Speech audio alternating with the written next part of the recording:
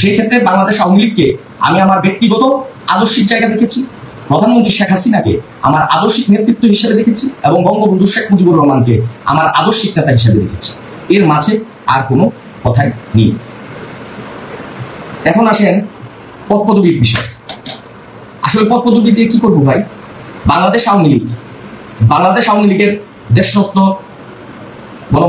গণতন্ত্রের মানুষ কন্যা, দেশরত্ন, বাংলাদেশের স্থিতিশীলতার প্রতি প্রধানমন্ত্রী শেখ হাসিনা যে ভালোবাসা আমাকে দিয়েছে, ওনার দলের কর্মী সমর্থকরা, আমার আদর্শিক ভাইয়েরা আমাকে যে ভালোবাসা দিয়েছে, সেই ভালোবাসার কাছে তুচ্ছ হয়ে যায় সকল পদ, সকল স্থান। সেই পদের কাছে আপনি মন্ত্রী হন, এমপি হন, বাংলাদেশ আওয়ামী লীগেরও যে কোনো পদে আসে, সেই পদ মান হয়ে যায়। কারণ এই কঠিন সময়ে যেভাবে আমার কথার সাথে আপনারা আমার পাশে এসেছেন, আপনাদের এই দিন আমি কখনো শোধ করতে পারবো। আপনারা যারা আমার ফেসবুক প্রোফাইলে আছেন, আপনারা দেখতে পারবেন আমি আমার সংস্কারের কথাগুলো একাই বলেছি। 100 লাইক, 50 লাইক, 200 লাইক, 300 লাইক, আমি লাইকের কমেন্টসে চিন্তা করে আমি আমার কথা থামিয়ে দিই। আমি কে আমার পাশে থাকলো সেই কথা বিবেচনা করে আমি আমার রাস্তা থেকে সরে যাইনি। আজও ভাসে যে দিনে এপিপি পদ থেকে আমি পদত্যাগ করেছিলাম, ওই জার্নালিস্ট সাহেব আজকে আমার সাক্ষাৎকার নিয়েছে নিউজ টাইম মিটিং। উনি আমার সাক্ষাৎকার যখন নেবে, ডিসি সাহেবের অফিসেরই একটা কেরানি বা ক্লার্ক মহোদয়, উনি আমাকে বললেন এখানে দাঁড়িয়ে করবেন না, আপনি ওই পাশে যান। আমি সম্মান জানিয়েছি, আমি সরে গেছি। আমি সেই দিনেরও সেই সাক্ষাৎকারে বলা আছে যে একদিন মানুষ কিন্তু বলতে শুরু করেছে আগের সরকারই ভালো ছিল, আগের নেত্রী ভালো ছিল। তাই এটা আজকে নতুন করে বলছি না, আপনারা দেখবেন এর আগে আমার জিডি করা আছে। আমি তখন এপিপি পদে রাষ্ট্রের অংশ ছিলাম। আমি বারবার বলেছি রাষ্ট্রের অংশ হিসেবে আমাকে নিরাপত্তা দেওয়া রাষ্ট্রের কর্তব্য, কারণ আমি রাষ্ট্রের স্টেট লয়ার ছিলাম। আজকে যারা বলেন যে আমাকে অ্যারেস্টের বিষয় কি, কত ধরনের আঘাত প্রতিঘাতের শিকার হয়ে আমি আজকে এই পর্যন্ত বাংলাদেশ আওয়ামী লীগের নৌকায় উঠেছি একজন নৌকার সদস্য কর্মী সমর্থক হিসেবে, সেই কথা আপনাদের অনেকেরই অজানা, সেই কথা আপনারা অনেকেই জানেন। তাই বারবার আমি কেন আসলাম, অমুক দলের নেতা, অমুক কিছু, আপনাদের সবার কাছে আজকে আমি অনুরোধ করব, আপনারা এই ধরনের বক্তব্য দিবেন না। আপনারা লিখবেন, ওই যে খুব ভদ্রমহিলা সাংবাদিক, আমার এই মুহূর্তে নামটা খুব একটা মনে পড়ছেন না, ভদ্রমহিলা আমার প্রথম যখন সাক্ষাৎকার নিয়েছেন, ওই ভদ্রমহিলা আমাকে বলেছিলেন কথা বিরোধী রাজনীতি। খুব দারুণ সাংবাদিক উনি, আর দেশি আন্তর্জাতিক বিষয়ে উনি ভালো সাংবাদিক। আসলে আমার পরিচয়, আমি একজন কথা বিরোধী রাজনীতি, বাংলাদেশ আওয়ামী লীগের কর্মী। আর বাংলাদেশের দেশপ্রেমিক, বাংলাদেশ আওয়ামী লীগের কর্মী সমর্থক, মুক্তিযুদ্ধের সপক্ষের শক্তি, হিন্দু, বৌদ্ধ, খ্রিস্টান এবং আরো নাম না জানা যত ধর্ম আছে, তারাও আমাকে বরণ করে নিয়েছে। সেই ভালোবাসায় সিক্ত আমি, রিক্ত আমি, দেবার আমার কিছু নেই। আমি কি দিতে পারবো? আমি কিছুই দিতে পারবো, আমার দেবার মতো কিছু নাই। আমি কখনো হিংসার আগুনকে প্রতিহিংসা দিয়ে জ্বালাতে চাই না, কিন্তু সবাইকে মনে রাখতে হবে সবকিছুরই একটা সীমা থাকে। আমাকে যেমন বলা হচ্ছে, আমিও বলছি আমি বাংলাদেশ আওয়ামী লীগ করি, বাংলাদেশ আওয়ামী লীগের একজন কর্মী সমর্থক। আমার পদ পদবী, আমার ভবিষ্যৎ মাননীয় প্রধানমন্ত্রী শেখ হাসিনা নির্ধারণ করবেন। সেই ক্ষেত্রে আমি কোনো রাজনৈতিক দলের কথাও বলছি না।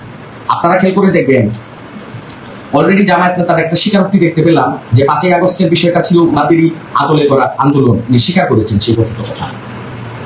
কিন্তু দেখেন, আমাদেরও কথা ছিল যে বাংলাদেশ জামাত ইসলামীর সাথে আমার আদর্শিক মিল। তার মানে আমি এটা বলি না বাংলাদেশ জামাত ইসলামী এই দেশে থাকতে পারবে, আমি এটা বলি না এই দেশ যেমন তারও, এই দেশ আমার। ওনারাও প্রতিহিংসার রাজনীতি থেকে সরে আসবে।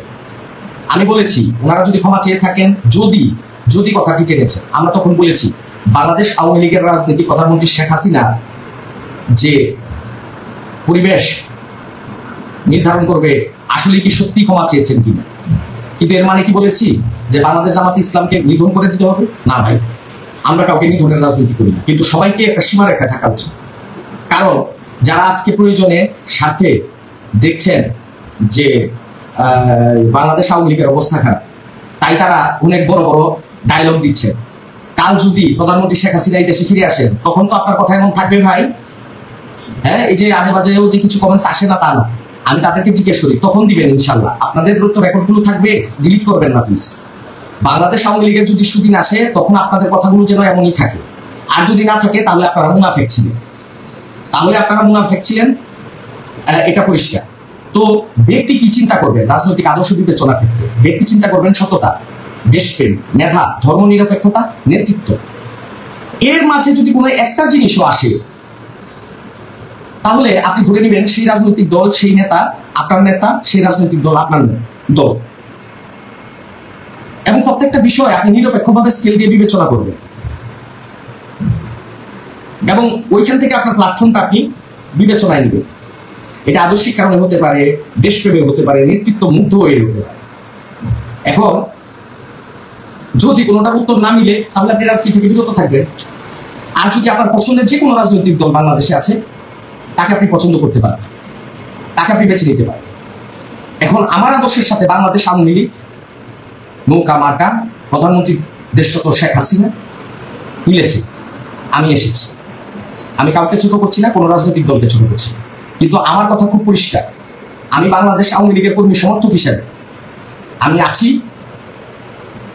এবং যে কোনো পরিণতি আমার আসুক তা বরণ করতে প্রস্তুত। মুসলিম লীগ, আওয়ামী মুসলিম লীগ থেকে মুসলিম লীগ কথাটা বাদ গিয়েছিল, মুসলিম লীগ মুখ থুবড়ে পড়েছিল। কেন? 47-এর সময় যে স্বপ্ন আমরা দেখেছিলাম যে পশ্চিম পাকিস্তান মুসলমান, কিন্তু 47 দেশ ভাগের পরেই তাদের শাসন, শোষণ, তাদের সেই কঠিন নির্যাতনের সামনে বুঝে উঠতে বাকি ছিল না যে আসলে ইসলামের কথা বলে আমাদের উপরে যে পাশবিক নির্যাতন পাকিস্তান সামরিক যান তারা দিয়ে যাচ্ছিল সেটা শুধুমাত্র ধোঁকামাত্র। সেই কারণে আওয়ামী লীগ প্রতিষ্ঠা করেন বঙ্গবন্ধু শেখ মুজিবুর রহমান এবং সেই সঙ্গে সঙ্গে বাংলাদেশ আওয়ামী লীগকে এদেশের প্রতিটি মেহনতি মানুষ তাদের নেতা হিসেবে বঙ্গবন্ধুকে তাদের মাথা টাচ করে নিয়েছে। আর এরই ফলশ্রুতি ঐতিহাসিক রেসকোর্স ময়দান এবং বঙ্গবন্ধু সেই রেসকোর্স ময়দানের ঐতিহাসিক ভাষণ। আপনারা খেয়াল করে দেখবেন, এর আগে আমার রাষ্ট্র সংস্কারের ব্যাপারে কথা ছিল, কিন্তু আসলে রাষ্ট্র সংস্কারের ব্যাপারেও মূলত সংস্কারটা একটা জায়গায় হওয়া উচিত, দুর্নীতিমুক্ত এবং যিনি সঠিক নেতৃত্বে আছেন। অবৈধ সরকার কর্তৃক যে 1 বছর সময় গিয়েছে, যেখানে বারবার কথা আসছে যে উপদেষ্টারা সেফ এক্সিট চান, তার মানে উপদেষ্টারা তো যদি এখন সেফ এক্সিট চান আর আমরা সেফ এক্সিট দিয়ে দিই তাহলে তো পূর্বাতন সকল অপরাধের থেকে বড় অপরাধ যারা সেফ এক্সিট চাচ্ছে। আপনারা খেয়াল করে দেখেন, যারা এখন সেফ এক্সিট চাচ্ছে তারা তো আগের থেকে বড় অপরাধ করেছে। যে আপনারা যেভাবে চেতনাকে নিয়ে যান না কেন, আপনাদের কাছে নতুন বাংলাদেশ আশা করেছিল বাংলাদেশ, প্রধানমন্ত্রী শেখ হাসিনার নাম আবার বাংলাদেশে গুনছে কেন? কারণ আপনারা ব্যর্থ হয়েছেন মানুষকে ব্যক্তিগত নিরাপত্তা দিতে, সামাজিক নিরাপত্তা দিতে, দুর্নীতি আটকাতে। ক্লিয়ারলি শুনেন, প্রধানমন্ত্রী শেখ হাসিনার নাম আবার কেন ফিরে এসেছে বাংলাদেশে? ফিরে এসেছে আপনারা দুর্নীতি আটকাতে পারেননি, আপনারা মানুষের ব্যক্তিগত নিরাপত্তা দিতে পারেননি, মানুষের মত প্রকাশের স্বাধীনতা দিতে পারেননি, মানুষের রাজনৈতিক দল বিবেচনায় মানুষের অন্তরায় কেন আছে? তাহলে অবশ্যই এই কারণেই প্রধানমন্ত্রী শেখ হাসিনার কথা আবার এসেছে। আজকে আপনারা যদি সঠিকভাবে রাষ্ট্র সংস্কার করতেন তাহলে মাননীয় প্রধানমন্ত্রী শেখ হাসিনার কথা তো আসতো না ভাই। এই কথাটা তো পরিষ্কার, এই কথাটা তো কেউ অস্বীকার করতে পারবেন না। আপনারা কেউ অস্বীকার করার মতো না। আজ মাননীয় প্রধানমন্ত্রীর কথা আমি নাই বলতাম, আমি তো বলেছি আমি নাই বলি, মানুষ ভয়ে বলছে না, কিন্তু আমি নাই বলতাম, কিন্তু এক সময় এরকম হাজার হাজার লক্ষ লক্ষ মুভি অবশ্যই বলতো। আর কিশোরগঞ্জের এই মাটি আপনাদেরকে মনে রাখতে হবে যে যুদ্ধের সময় বঙ্গবন্ধু যখন চলে গেলেন, অবশ্যই বঙ্গবন্ধু বলে গিয়ে যখন অ্যারেস্ট হলেন সেই রাতে বঙ্গবন্ধু তো আর বলে যান নাই যে এইভাবে জাতীয় সরকার গঠন করতে হবে, এই করতে হবে, কিন্তু আমাদের সেই মহান নেতারা, আমাদের কিশোরগঞ্জের সন্তান সৈয়দ নজরুল ইসলাম, তাজউদ্দিন আহমেদ এবং এই যে মনসুর সাহেব, কামারুজ্জামান সাহেব, তারা যখন সরকারটি গঠন করেছিলেন তারা কি এই আশায় ওনারা এই দেশের মন্ত্রী হবেন, মিনিস্টার হবেন? না, ওনাদের রাজনৈতিক দূরদর্শিতা। এর আগেও এই দেশে বাংলাদেশ আওয়ামী লীগের সংকটকালে অবশ্যই যুগ শ্রেষ্ঠ ভদ্রলোক জিল্লুর রহমান, প্রয়াত সাবেক রাষ্ট্রপতি জিল্লুর রহমান স্যার এবং আমাদের কিশোরগঞ্জের সন্তান সৈয়দ আশরাফুল ইসলামও বাংলাদেশ আওয়ামী লীগের জন্য করেছেন। বাংলাদেশ আওয়ামী লীগের জন্য একটি ওপেন প্ল্যাটফর্ম।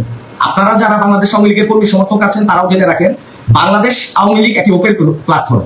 এখানে কেউ যদি মুজিবীয় আদর্শে বিশ্বাসী হয়, প্রধানমন্ত্রী শেখ হাসিনার আদর্শে বিশ্বাসী হয়, বাংলাদেশ আওয়ামী লীগের আদর্শে বিশ্বাসী হন, তাহলে আপনারা এই দল এবং সমর্থকদের জন্য কথা বলতে পারবেন।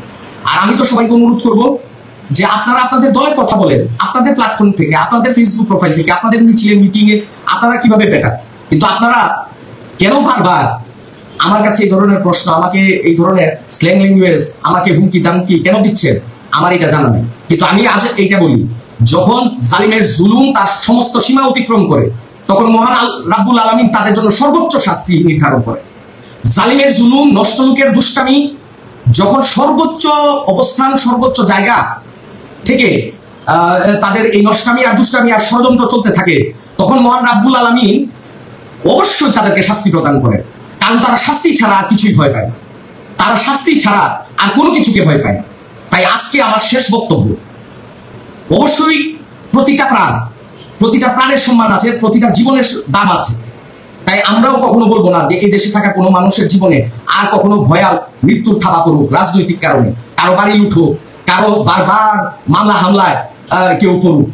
কিন্তু কারো এই ধরনের অবাধ্যতা, কারো এই ধরনের নষ্টামি দুষ্টামি অবশ্যই তাকে মহান রাব্বুল আলামিনের দরবারে তাকে শাস্তির আওতায় নিয়ে আসবে।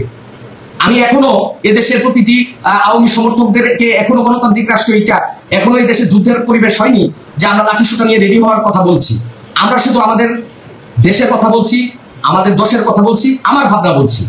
এই যে জুবায়ের খান কথা বলতেছেন, হ্যাঁ আমাদের মত প্রকাশের স্বাধীনতা আছে দেখে বলতেছেন জুবায়ের খান, কিন্তু আপনারা জুবায়ের খানরা মনে রাখবেন, আপনাদের পরিণতি বাংলাদেশ দেখবে ইনশাআল্লাহ। আপনাদের পরিণতি অবশ্যই বাংলাদেশ দেখবে, এবং এই পরিণতি কতটা ভয়াবহ হবে জুবায়ের সাহেব, এই পরিণতি কতটা ভয়াবহ হবে সেটা আপনারা দেখতে পারবেন। আজকে গোলাম মাওলা রনি স্যার বলেছিলেন যে দেশে আওয়ামীপন্থী হলে সেই আমার কথা, ভারতে অন্তত ভারতে যাওয়ার সুযোগ আছে, কিন্তু যারা ভিন্নপন্থী হয়েছেন সেই তারা কোথায় যাবেন সেই ব্যাপারটাও চিন্তা করবেন। আমি বলতেছি যে সবাইকে মত প্রকাশের স্বাধীনতায় রাখেন, চলাফেরার স্বাধীনতায় রাখেন। দেশটা কারো পাবার না, দেশটা আপনারা আমার সকলে। আমাদের মত প্রকাশের স্বাধীনতা আছে, রাজনৈতিক দল বিবেচনার স্বাধীনতা আছে। আপনি আপনার রাজনৈতিক দল করেন, আপনি আপনাকে রাজনৈতিক ভাবে সামনের দিকে নিয়ে যান। এবং এই যে হারুন রশিদ ভাইও বলছেন, খুব বলেন ভাই, আমরা রেসপেক্ট করি, কিন্তু এটা সীমা ছাড়িয়ে যাবেন না হারুন ভাই। কারণ আপনি আপনার কথা আপনার ফেসবুকে আপনি আপনার দলের কথা বলেন। আমি বারবার বলছি, বাংলাদেশ আওয়ামী লীগের আমি একজন কর্মী সমর্থক হিসাবে আমার কথা আমি বলছি, আমার দলের নেতৃত্ব, আমার দলের কর্মী সমর্থকরা আমাকে বলছে, সেই কথা বলছি। আমরা বলছি যে দেশ সঠিকভাবে চললে তো সেই কথা আসতো না। আজকে দেশ সঠিকভাবে চলেনি, তাই বাংলাদেশ আওয়ামী লীগের প্রয়োজন করেছে, তাই প্রধানমন্ত্রী শেখ হাসিনার প্রয়োজন করেছে। আর সত্যি কথা বলতে কি, আমাকে একজন ভদ্রলোক বলেছেন, আসলে অহিংস নীতিটা হলো এই দেশের সাধারণ মেহনতি মানুষের জন্য, আর পানিশমেন্ট এসে দাঁড়ায় তাদের জন্য যারা মুখের কথা কায়রা নিতে চায়।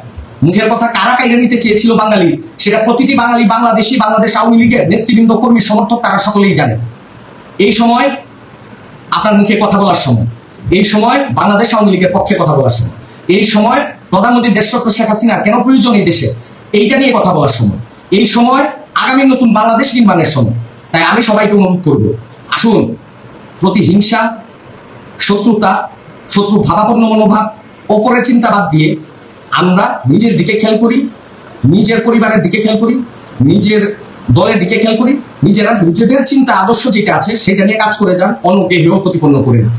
জয় বাংলা, জয় বঙ্গবন্ধু, জয় তু শেখ হাসিনা, জয় বাংলাদেশের মেহনতি মানুষের, জয় বাংলাদেশ আওয়ামী লীগ। আর সবাইকে বলবো, অনুরোধ করবো, যে আমার হাত, আমি তো এখানে এই যে আপনার করি যে ফ্রন্ট ক্যামেরা দিয়ে আমি ডান হাত উঠালেও দেখা যায় বাম হাত উঠে, তাই আপনারা কেউ এটাকে অন্যভাবে নিবেন না আশা করি। আর এটা আমার ডান হাতই আমি উঠাই, কিন্তু এই যে ফ্রন্ট ক্যামেরা থাকায় আপনাদের কাছে এটা বাম হাত উঠে। আমি সবার কাছে আশা করব, এবং বর্তমান অসীম লীগ সরকারকেও বলবো, অতি দ্রুত আপনি পদক্ষেপ নিন। আপনার পদক্ষেপ নেন, আপনার পদক্ষেপের উপরে বাংলাদেশের প্রতিটি প্রাণ, প্রতিটি মানুষ এবং মানুষের জীবনের ঝুঁকি আছে। আপনি দ্রুত সিদ্ধান্ত নেন, আপনাকে সিদ্ধান্ত নিতে হবে। আর নতুবা ইতিহাস আস্থা করে নিক্ষিপ্ত হবেন আপনি। তাই আপনার কাছে শেষ অনুরোধ থাকবে আমাদের, আপনি অতি দ্রুত আপনি সিদ্ধান্ত নিন। বাংলাদেশ আওয়ামী লীগের রাজনীতি করার সুযোগ, প্রধানমন্ত্রী শেখ হাসিনাকে দেশে প্রত্যাবর্তনের সুযোগ আপনি করে দিন, এই আমাদের কামনা। সকল ফেসবুকে যারা ছিলেন, আমার পাশে আছেন, যারা আমাকে সাহস জুগিয়েছেন, যারা আমার পাশে আছেন, আমাকে উপদেশ দিয়েছেন, আমাকে পরামর্শ দিচ্ছেন, বাংলাদেশে প্রতিটি নাগরিক, প্রতিটি সুনাগরিক যিনি বাংলাদেশে বিশ্বাস করেন, বাংলাদেশি হিসাবে বিশ্বাস করেন, বাঙালি হিসাবে বিশ্বাস করেন, ধর্মনিরপেক্ষতায় বিশ্বাস করেন, বাংলাদেশ আওয়ামী লীগের প্রতিটি কর্মী এবং সমর্থকবৃন্দ, আপনাদের কাছে আজকের মতো আমি বিদায় নিচ্ছি। আজ রাত 10টায় হয়তো একটা লাইভে আসার কথা, উনি মেবি বাংলাদেশ আওয়ামী লীগের অনেক বড় নেতা, উনিও হয়তো বা থাকতে পারেন। আপনাদেরকে অনুরোধ করবো দেখার জন্য। আপনারা থাকবেন, আপনারা আমার পাশে থাকবেন, আপনারা আমার সত্যিকারের সেই বন্ধু যারা বিপদে আমার দিকে তাকিয়েছেন। তাই একজন সত্যিকারের মানুষ হিসাবে আমি আপনাদের এই ঋণ কখনো ভুলবো না, কখনো ভুলবো না, কখনো ভুলবো না। জয় বাংলা, জয় বঙ্গবন্ধু, জয় শেখ হাসিনা। আসসালামু আলাইকুম, সবাই ভালো থাকবেন।